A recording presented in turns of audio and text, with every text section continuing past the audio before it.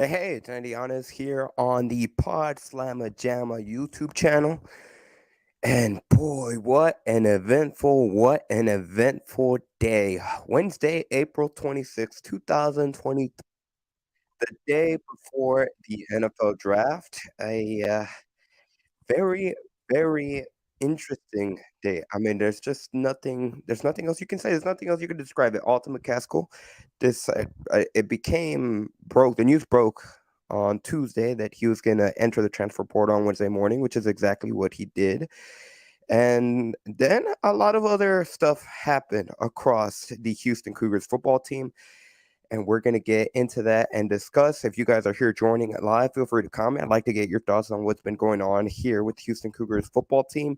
But before we get into it, I'd like to remind everybody to hit subscribe if you are new to the channel. If you haven't done so already, we're really close to 1,000 subs. I mean, you guys got to know we're going to be talking all about Alton McCaskill and then everything else that has happened with Houston Cougars football, mainly with Cameron Johnson, who entered the transfer portal weeks ago.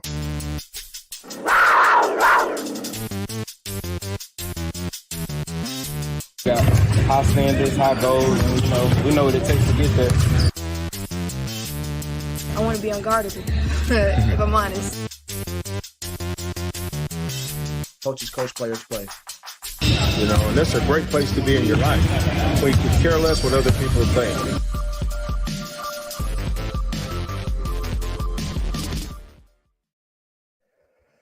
So, as we get into, like I said, on Tuesday, this is a very, very crazy story, which, by the way, if you're just joining us, feel free to comment in the comment section if you're watching here on YouTube. I'd like to hear from you of everything that has happened over the course of the past, not even 24 hours, really. And it all started with the decision by Alton McCaskill to enter the transfer portal. And according to several outlets, I believe it was Fox 26 Houston that reported it first. The Houston Chronicle had it as well. McCaskill officially announced that he was going to be entering the transfer portal. He told the head coach Dana Holgorsen he was going to be entering the transfer portal on Monday, and that news broke yesterday. It became official today. As I'm waiting for Ryan Monceau to give me the thumbs up, he's ready. There we go. Joining me, Ryan Monceau of GoCougs.com. Let's start with Alton McCaskill before we get into all the crazy stuff with Cameron Johnson and Matthew Golden and the civil war, really, that has started with, I guess, Houston Cougars in the transfer portal and Houston Cougars still on the team. Are there still Cougars on the team? Yes. Still guys? Okay.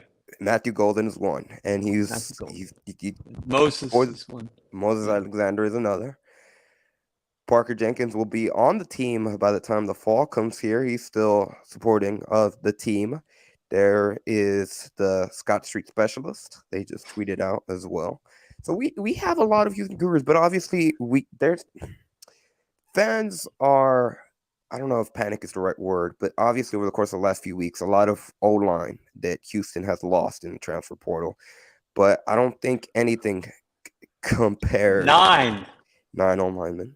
I don't think anything compares to the move that broke yesterday, which was Alton McCaskill, which for me, that came out of left field. I didn't expect it, especially, Ryan, you were there 3 weeks ago. It's kind of funny. It was exactly 3 weeks from yesterday when he spoke to you, me, Joseph Duarte of the Chronicle, Starnes. Got a shout out to Starnes of Goku. Love that guy. As well. And, of course, with Mark Berman, too, at Fox 26. And yeah, I think that's what everyone was there at that meeting. But to me, he looked like he was committed. He looked like he was talking about the group.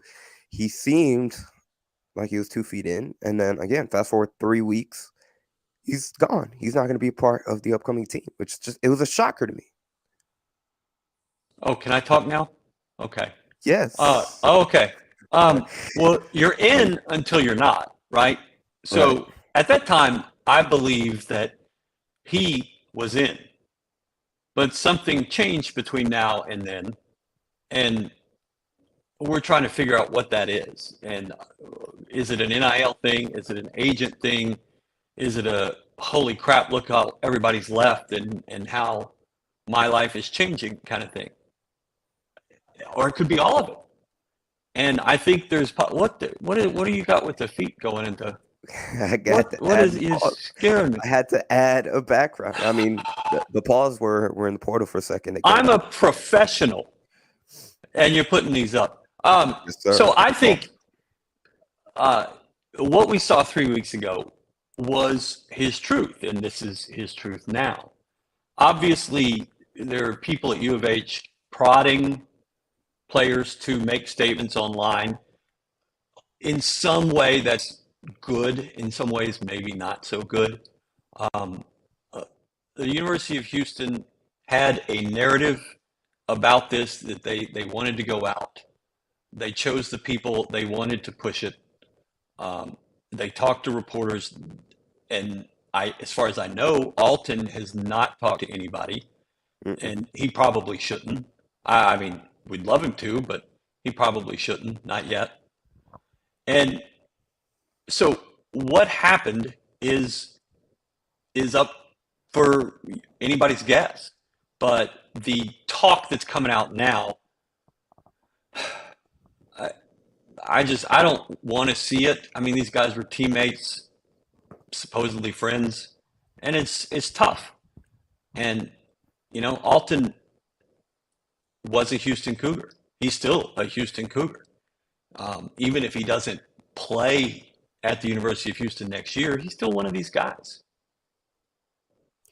Yeah, so let's get into what you just kind of mentioned, and that's all the drama that really arose from, I don't know, it's not directly to Alton McCaskill's decision, but it all started with Cameron Johnson, who he's been in the transfer project. When did he officially said that he was going to be transferring away from Houston at some point in March, I believe, and obviously it couldn't become It official. was after the first week of practice.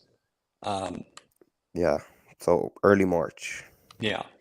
And his tweet, which is on multiple times because it's been quote tweeted a lot and there's been a lot of reacting, but it was y'all mad because boys not trying to sync with the ship, so they're not trying to sync with the ship. Be real.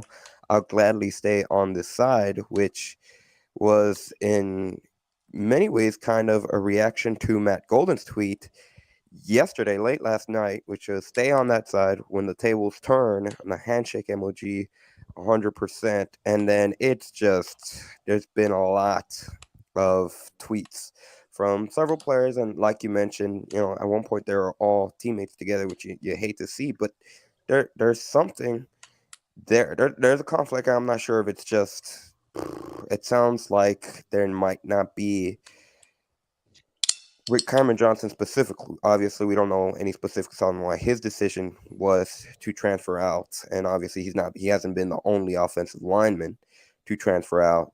But I don't know. It just seems like there's a lot of conflict, whether it be, I don't know if you can call it, this is probably not the right word, but insecure.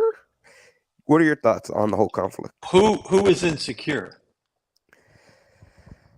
That's probably not the right word to say, but I would say from Johnson justify. It's kind of like he's trying to justify his initial decision to transfer away from the program in regards to Johnson, because I mean, honestly, it's a direct response to Matt Golden's tweet, where it's like, don't stay on that side once you enter to transfer out of the portal. There's just a lot of drama. Yeah, well, there is. And there were changes made. The Brandon Jones thing did not go over well with the current offensive line core. And when he was let go, that kind of pissed a lot of guys off. And Mm-hmm. Cameron was close to him. Several others were as well, Patrick Paul, Jack Freeman.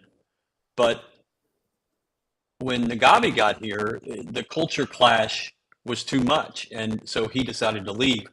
And I don't know why you send that message. Maybe because you're 20 years old. But it just, I don't know what purpose it served him. Mm-hmm. With the exception of, it's been mentioned that he's going to Colorado this weekend. It fits perfectly in with that brand. And so if that's the way he's going, then this is the perfect audition. So that would be the only way I could justify, and I don't even think that's the right word, but the only way it makes sense. Well, you mentioned, I mean, we've mentioned all the plethora of offensive linemen that have transferred on. I think that's the big key. Once they switch coaches at that position, Trevonte Sylvester, who's another one of the offensive linemen that transferred away from Houston, he's kind of been involved too. I don't know if they're going to do like a dual visit and visit Colorado together. I saw something where it seems like they're both going to be visiting Colorado, and Mm-hmm. the national reporter, and I believe Bruce Feldman is his last name. Yesterday, when Alton McCaskill, around the same time when the news broke about McCaskill transferring, that he was going to transfer into the transfer portal, he mentioned that Colorado was going to be in the mix, which immediately, from a Houston perspective, started to raise a lot of red flags, because then you get into that territory. And again, like you said, McCaskill hasn't spoken. He hasn't spoken to reporters. Dana Holgerson has spoken to Berman and to Duarte of Fox and the Houston Chronicle. But from the player's perspective, we just don't really have any of that substantial explanation other than the tweet that McCaskill put out today. But if he were to go to Colorado, Cameron Johnson goes to Colorado. That's where tampering. That's the key word there. The optics don't look great. They don't. So staffers inside the program have told me that's what they think it is. And it's now multiple, at least three, have said that it's tampering. But there's really no way to enforce that. There's no way to snatch a guy's phone or you just can't do it. You can't, and it's never going to be now with NIL, with the marketing representatives and the agents. It's never going to be direct this coach to that player. It's going to be this coach to somebody, to the marketing rep, to the player, or me straight to the marketing rep. And they're not going to tamper in a direct way, because their records, the coaches' records, tweets, texts, phone calls, all can be monitored through Freedom of Information. So they go the indirect route, and it's unfortunate, but it's a part of the process of NIL where they allowed these marketing representatives and these agents to come into college athletics. This is something that's been brought up by Enormita, by the way, Ryan. Before I guess we might need to mention the kickers and the specialty, but Matthew Goins and commented on YouTube, Go Cougs. But I was going to bring up the comments from Enormita, who's another viewer from YouTube, and you mentioned Matthew Golden, find something better to do. No, Matthew, support the channel. Thank you for commenting. Go Cougs. And we have the kicker aficionado in Ryan Monson. We'll talk a little bit about the kickers as well. But I was going to go back to Norbita's comment, and that's Coach Jones recruited players for more of an air raid throwing offense. And this is something that we've seen again throughout the spring with Coach Nagavy and Coach Holgerson. I mean, this goes back to last season when there seemed to be kind of I don't know if you want to call it a philosophical switch, but there was a much more emphasis on running the ball from Houston, from Coach Holgerson, going back to last season. I mean, we heard it all throughout before the first game of the regular season. Once the regular season started, it's like, we're trying to establish the run game. We want to be a run-first team. Nagavy kind of goes along with that philosophy. And could that be something that's in your opinion, what do you think? Could that be a factor in the offensive lineman? That it's kind of a switch in philosophy, somewhat. And I don't even know if that's the right way to phrase it, because it seemed like Holgerson's had that switch going back to last season. Offensive linemen much prefer to pass block than run block. Run blocking is hard, and it's physical. Pass blocking doesn't have to be. And so obviously they're going to default to want to pass block. But this offense for 4 years has tried to shorten games.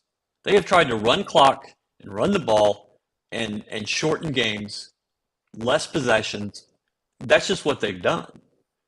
And Dana, at the end of the 2021 season, kind of pulled the offense back underneath him, and they started throwing it a lot. That coincided with the schedule getting worse. Same thing happened in 2022. As the schedule progressively got worse, they started throwing it a little bit more. It didn't have exactly the results they wanted, especially like against Tulsa. It worked against East Carolina, not Tulsa. So I don't know if I don't know if we have a philosophical difference here, or if it's these guys. That's the. I don't think they were ever brought in for a real air raid offense. It's never been what Dana's done here. And had that been what he did here, Garrett King would have been successful because he worked with Kendall Briles. That partnership was great, not with Dana. And so this is a little bit more of a hybrid. And I just don't, with the guys you've got at quarterback this year, you're going to run the ball. You're going to run the ball a lot. Yeah. And I don't know if it's a philosophical thing. I just think it's we're not doing that. Definitely. Because I guarantee you, Deion Sanders is not going to run it in the middle of the line 3 times and punt. That's just not going to happen. So that might be a more interesting place to go play if I'm an offensive lineman. Real quickly, we're going to bring in a viewer of the show. This is the first time ever on Pod Slam Gemma, and you get to be a part of a first viewer on the show. Corey joins the show. I want to get your thoughts first. Corey, thank you for being on the show. How are you doing, first and foremost? Good. Well, Corey, I mean, what do you make of what's going on with UH football over the course of the last day? Well, people are freaking out about with all these O-line leaving. O-linemen. Yeah. What do you think about Alton McCaskill leaving? That sucks. But he is injury prone right now. Well, obviously he did miss all of 2022 with the torn ACL. Just going into what's your confidence level going into the upcoming? It's the first season of Big 12. It's going to be a big jump for Houston football, and there's a lot of roster movement. Right. Maybe about 7 or 8 or something like that. Not real sure. Yeah. What's your confidence level going into next season? I guess we'll see. We'll see. Corey, thank you for being on the show and being on Pod Slam Jamma. We appreciate your input. Now, Ryan, before we go back into kind of the running backs group approach of really, obviously, I think it's going to be headlined by Brandon Campbell now. You assume as of April 26th that we're recording this. Stacy Sneed had good stretches throughout the course of last season as well. And I did mention Parker Jenkins is going to be a 4-star recruit coming out of high school that's going to join the program in the summer. And I mean, they have a lot of pieces, but what kind of, because I agree with you with whoever they have a quarterback is going to be someone that's new to Houston, whether it be Donovan Smith, whether it be Lucas Coley, and the running game is still going to be a crucial component to the success that the offense has, and being able to certainly take a lot of pressure off whichever quarterback ends up winning the starting position. Because unlike last year where there were stretches, like you alluded to, they really struggled to establish run game against some opponents. I don't think they're going to have the luxury of being able to have like a Clayton Tune was able to towards the end of the season and really, I don't know if you could call it an air raid offense, but they certainly went to a much more pass-dominant offense towards the latter end of the season. What was the question there? You just seemed to talk for like 12 minutes, and I didn't. The running backs group. What are your thoughts now on the running backs group heading into 2023? Okay. Headlined by Brandon Campbell. Well, it's the same running back group that you had this year, and that group struggled to get short yardage close to the goal line. Just didn't punch it in, and you've got to be so much better at that. And if Nagavi is going to work wonders, that's where he's going to work it. And you've got to put your faith in him that what he's trying to accomplish, and we saw it in person, we're talking to him, is going to help this team get over that hump. Now, obviously, they thought they would have Cameron Johnson, Lance Robinson, and Alton McCaskill to do it. But with a slimmed down offensive line and losing Alton, it's going to be a lot harder. And from a defensive point of view, if I'm scheming against Houston, am I worried about the running game? Am I worried about the passing game? I think I am shutting down the run game and making Donovan Smith or Lucas Coley beat me through the air. Can they do that? I don't know. We haven't seen it for a full season. Donovan Smith certainly did enough to help Tech beat U of H, but then he slid down the depth chart. What's that going to be like this year? And you're stepping up in competition. UTSA is the same school you played last year, but Rice with JT Daniels is looking better. And then TCU and obviously Baylor in Texas and Kansas State through October. I mean, you've got a lot of, it's not the American anymore. And certain things offensively that worked for this program in the American aren't going to work in the Big 12. And the roster does not seem to, the depth could be better right now, but I don't know that the frontline talent is as good as it was last year. If you think about it, you lost your best wide receiver, you lost your second best offensive lineman, you lost your best tight end, you lost your top running back, you lost your quarterback. That's a lot to replace.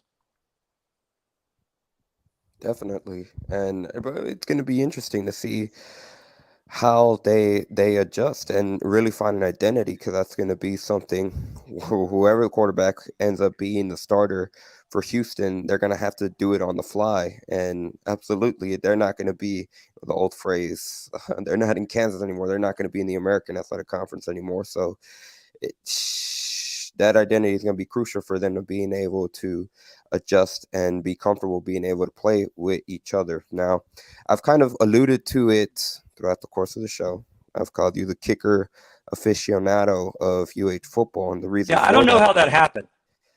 Well, the reason for that was because, again, going back to the spring, which was the last spring availability that Dana Holgorsen, head coach Dana Holgorsen had, this was after we were basically done with the press availability.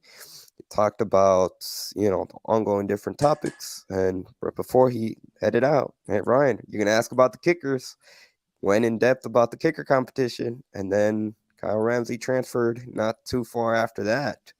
Days after that, yeah. So I love special teams. Love special teams.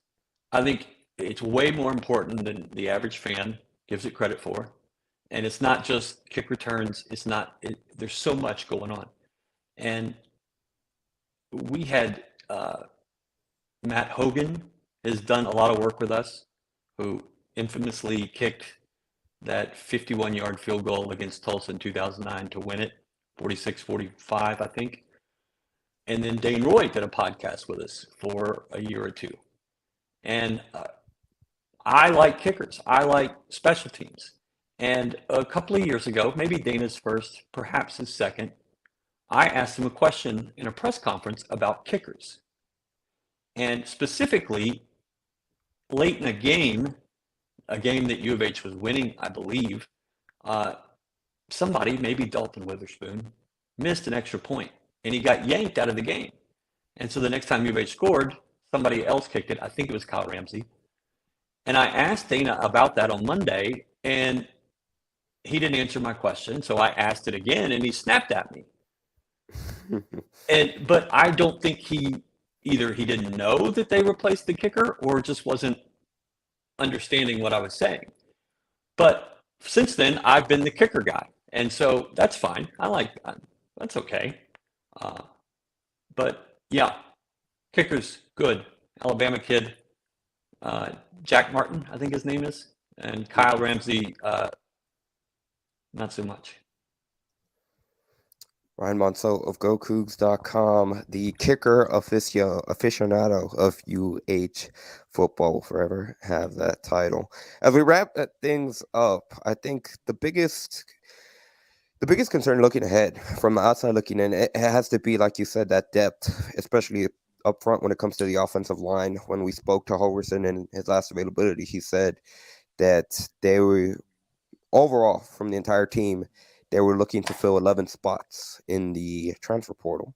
Since then, and here's the curious part where honestly I'm not too sure, and I don't know if you know as well, but I'm certainly Alton McCaskill was not factored into those 11 when he would have been transferred out. But I'm curious if he kind of already knew that some of the other offensive linemen that entered the portal shortly thereafter, if they were factored in, because he did talk about the offensive linemen, and he said that in a given year, kind of the magic number that they want to have in regards to that specific to offensive linemen as a whole. They want to have 16 total players as 16 total offensive linemen on the team, and they were about 5 away that they needed to recruit, or they were going to be focused on to be able to get to that 16 number. Obviously, since then, there has been announcements of offensive linemen that are going to be heading out the program. I know that there's a few offensive linemen that they're going to be bringing in for official visits. You imagine eventually they're going to fill that spot. But what's your confidence level? Because it's an ever-changing roster for Houston to be able to build that depth, because we've heard Hoverson touch on it going back to last season when they had like the Big 12 preview and they had Texas Tech and Kansas back to back, where the big difference from I'm go back to Mike Oresco. He's going to hate this. If he ever watched the show, he would hate this, what I'm about to say. But the difference between the quote-unquote Group of Five and Power Five, it's that depth. You look at a lot of these Power Five schools, they have, if their starter comes out, the person replacing them is right there at that quote-unquote 4-star level, 4-star, 5-star level, depending on how high you are in the Power Five. And that's something that Houston needs to – they don't have that depth, at least not as of now on April 26th. So how confident are you that they're going to be able to build that depth? On the offensive line? Yep. There's no starters sitting out there in the portal just hanging out, right? Cameron Johnson is probably the best offensive lineman still available in the portal. U of H has offered a guy from ULM, 2 guys from Florida International. We're not talking like you're stealing guys from Texas here, but I think there are guys that could be second teamers in the Big 12. You still have to fill a left guard spot right now. Tank Jenkins will get that opportunity, but I don't know if he's the guy. He didn't get a lot of playing time last year. It is hard for me to believe that sitting out there is a guy that can come in and fill in for a legitimate first team guy in the Big 12. And it's hard for me to see that they're able to fill that depth between now and June. You will get bodies, but will they be guys that can play at this level? You're going into year 5 with Dana Holgorsen, and there's never been a catch-up in terms of recruiting and keeping depth. And, I mean, you played with one quarterback for 3.5 years, basically. And it's just hard to see it. If you're going to live with this transfer portal and bring a bunch of guys in, you have to expect guys are going to leave. And sometimes that's a good thing because you get to get rid of recruiting mistakes or guys that just aren't at this level. But you also lose guys like Alton McCaskill, Cameron Johnson. And I just don't think there's somebody out there who you can just step in and replace. Certainly not Alton, and probably not Cameron Johnson either. So you asked me for my confidence level. Yep. Low. 2, 3, 1. Maybe they'll surprise us. Maybe it'll just all click. But it's a long season, and you got to have a lot of bodies on the offensive line that can make it. And you're going to go Baylor, Texas, and Kansas State. At Baylor, Texas at home, and at Kansas State, right in the middle of the season. And those are 3 big boy teams.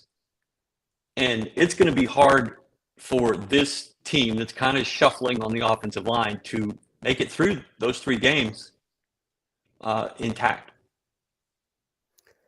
Ever-changing landscape of college football, and right now with the Houston Cougars football team, a very fluid roster now. As we wrap things up, Ryan, I'd like to say thank you for being able to hop on this link on short notice and talk about short notice. Hey, it was more than 10 minutes. That's not super short, but I mean, this is time for you. Where can people find you? Obviously, you're the owner of GoCougs.com, and I think we might have to plug HOUNIL now because, hey, Ryan, you're letting a lot of players go to other NIL markets. That is all on me, and I apologize. All on me. HOUNIL.com, GoCougs.com, GoCougs1 on Twitter and Facebook and Instagram. But also, go to Andy Yanez's Etsy site. He sells his crochet work, and it's very, very good. Etsy. Yeah, on Etsy. I've never crocheted in my life. I don't believe that. I feel like you're good with your hands at crocheting or a knitting, something like that. You don't sew? Mm-mm. What do you do in your free time? You haven't done anything for a month. What have you been doing? Hey, you left Kansas City. No. That's a good segue, because if you are new to the channel, first be sure to hit the subscribe button and give this video a like, because like I said, Ryan joined on short notice. We got to be able to support him. And if you haven't done so already, be sure to check out other videos in the channel, including one-on-one interview with Chris Pesman. And on the topic of running backs, we also interviewed Parker Jenkins last week. So those are cool. Football related. Well, obviously Parker Jenkins is certainly football related, but University of Houston athletics as a whole. As for the past month, Kansas City, gee, that was not a good experience, Ryan, for you personally. No. I got to fly home directly through Charlotte, and you went to Minneapolis, I believe. So that was a weird day after Kansas City. And then I have kind of hibernated, laid low, but we're going to blast out in 6 weeks or so with all new stuff. I mean, there's still new stuff, but yeah. Oh, we have Dave Campbell's. I forgot about Dave Campbell. We have Dave Campbell's Texas Football. We're doing a podcast with them now, so that'll be fun. We'll be replacing Pod Slamma Jamma at the top of the U of H list. There goes Pod Slamma Jamma. There goes talking about them Cougars from GoCougs.com. Maybe your crocheting could pick up, Yeah, never crocheted in my life. Yeah. No. Okay. No. Okay, this is the last thing for sure, because today we're NFL Draft Eve. Obviously, Houston has a lot of players that could potentially get drafted throughout the course of the 3 days. I think the top of that list is Tank Dell. Only focusing on Tank and Clayton Tune. Are you really going to ask me about the NFL draft? I'm going to ask you about Tank and Clayton. Okay. You didn't let me finish. Okay. Because I don't know anything about the NFL draft. No. Where do you think Tank goes in draft? Second or third round? I think he could be in the third round. And Clayton Tune. You just asked me about the NFL draft. I don't know. I don't know anything about the NFL draft. I think all it takes is one for Tank. Mm-hmm. And somebody's going to see the things he can do. If you're just going off of height and speed and hand size and things, well, he's not your guy. But if you understand that the game is moving to guys like him, then yeah, I think he could go late second, maybe early third. Clayton Tune, I don't have any feel for at all. You see things where people are really, really excited about him draft-wise. But I don't. After 2 or 3 quarterbacks, it's kind of a crapshoot, right? And he could be at the top of that. He could be in the middle or the bottom. I don't know. I think he'll get drafted. But I don't know where to predict or think. Why don't you tell me? You're more rounded. You know this. Oh. I was going to say, I honestly think Tank Dell's going to end up going in the second round, because multiple people have described him as the best route runner in this year's draft. And it seems like he's impressed a lot of teams when it comes to the draft combine and individual workouts he's done. So it'll be interesting to see where he goes. And I agree when it comes to the quarterbacks outside of the top four, really, when it comes to Anthony Richardson, C.J. Stroud, Bryce Young, and Will Levis, it's kind of like you said, a crapshoot. So I agree. I think he'll be drafted. I think he could go anywhere from the 5th round to the 7th, to be honest. So we shall see. And again, thank you for hopping on. Can't even call this a Pod Slamma Jam podcast. It was on the Pod Slamma Jam YouTube channel, talking about McCaskill's decision to transfer the Civil War with some current football players and ex-football players, and then the draft and the kickers. Kicker aficionado, Ryan Montel. That's me. Yes, sir. Any final thoughts? Maybe you should try crocheting. No, I'm not going to crochet. I really feel like you need something to do with your time. There's no basketball to plan for. Andy coaches a basketball team. Did y'all know that? No, Andy is a good person. He coaches young kids in basketball, and good for you. But you should try, a hobby or something. NBA playoffs. Well, we'll all revolve around basketball. Thank you again for joining on the show. Thank you, everyone that took time out of the day to comment. Thank you, Matt Golden, for commenting on the show. And I'll put his comment up one more time. Houston versus everybody. You got to get Galen Robinson to start selling more of those shirts, Ryan. You guys gotta. Right now is the time to galvanize the Houston identity, because it truly is Houston versus everybody. Thank you for your time here on April 26th. And we'll head to the NFL draft. I think Tank Dell would be a 2nd round pick. You heard it here first.